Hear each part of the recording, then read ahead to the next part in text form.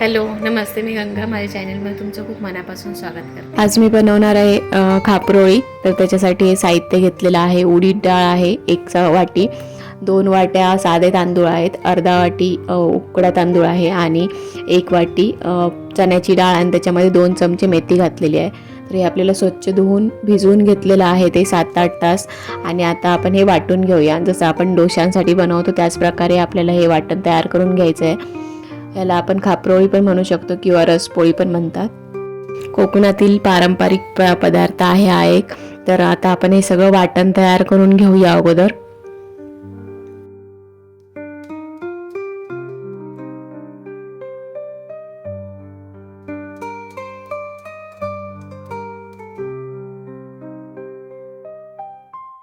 तर इथे मी सगळे पदार्थ जे होते ते वाटून घेतलेले आहेत. आता हे मिक्स करून घेऊया व्यवस्थित. जास्त पातळ नाही केलं आहे पीठ मी, थोडंसं जाडसरच आहे. तर हे व्यवस्थित आपल्याला मिक्स करून घ्यायचं. त्याच्यामधल्या गुठळ्या जर असतील तर त्या मोडून घ्यायच्या आहेत आणि छान एकजीव करून घ्यायचं आहे.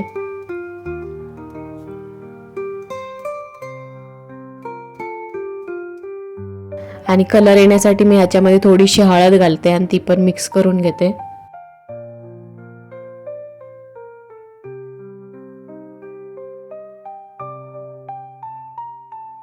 हळद पण आपण मिक्स करून घेतली आहे. आता थोडंसं तेल घालून घेते आणि हे झाकण ठेवून आपल्याला रात्रभर आंबवण्यासाठी ठेवायचं आहे. हळद घातल्यामुळे छान कलर येतो पोळ्यांना. तर आता सकाळ झाली आहे बघा आणि पीठ छान आलेलं आहे, अगदी मस्त आंबवलेलं आहे. आणि आता हे मी मिक्स करून घेते आणि आता आपण याच्या पोळ्या काढायला घेऊया. पोळ्या काढायच्या अगोदर मी रस तयार करून घेते. तर रस बनवण्यासाठी 1 वाटी खोबरं घेतलेलं आहे, 1 चमचा त्याच्यामध्ये जिरं घातलं आहे, थोडीशी हळद आणि थोडासा दालचिनीचा तुकडा घातलेला आहे. आणि हे छान मिक्सरमध्ये बारीक फिरवून घेतलं आहे आणि आता आपल्याला त्याचा रस गाळून घ्यायचा आहे. छान अजून एकदा पाणी घालून आपल्याला जो खोबऱ्याचा रस आहे तो काढून घ्यायचा आहे.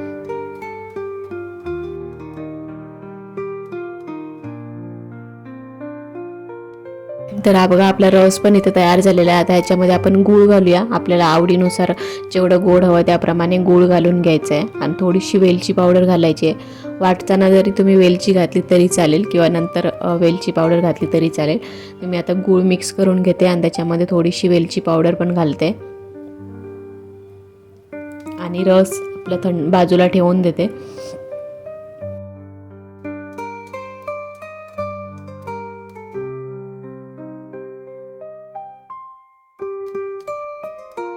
आता आपण पोळ्या बनवायला घेऊया. तर भिडं पण आपलं छान गरम झालेलं आहे. त्याच्यावर मी थोडंसं तेल लावून घेते. नारळाच्या खिशीने तेल लावून घेतलेलं आहे किंवा कांद्याने पण लावून घेऊ शकता. आणि आपण जे पीठ तयार केलेलं आहे तर ते पीठ ह्या भिड्यावर घालायचं आहे. थोडंसं आपला जशी आंबोळी असते त्याच प्रकारे आपल्याला ह्या पोळ्या बनवायच्या आहेत. डोशाप्रमाणे पातळ करायचे नाही आहेत.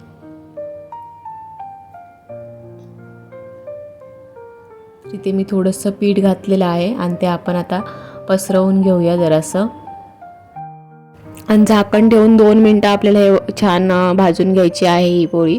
तर आता मी झाकण ठेवते आणि 2 मिनटासाठी शिजून घेऊया आपण हे.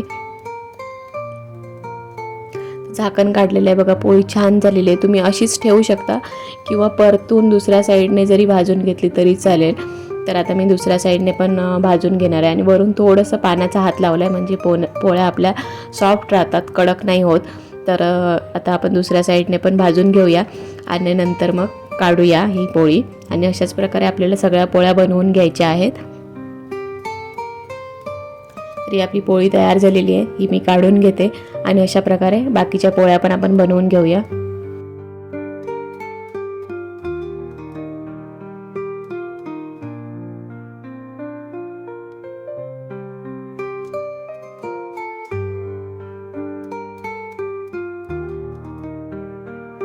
आणि इथे बघा छान अशी आपली खापरोळी किंवा रसपोळी तयार झालेली आहे. आजची ही रेसिपी तुम्हाला कशी वाटली ती मला नक्की कमेंट करून सांगा. आणि जर आवडली असेल तर व्हिडिओला लाईक करा, शेअर करा आणि माझ्या चॅनलला जर तुम्ही अजूनपर्यंत सबस्क्राईब केलं नसेल तर प्लीज सबस्क्राईब करायला विसरू नका. सोबतच बेल आयकॉन पण प्रेस करा म्हणजे मी जे पण व्हिडिओ अपलोड करेन त्या सगळ्या व्हिडिओचं नोटिफिकेशन तुम्हाला मिळेल आणि तुम्ही माझे सगळे व्हिडिओ बघू शकाल. थँक्यू.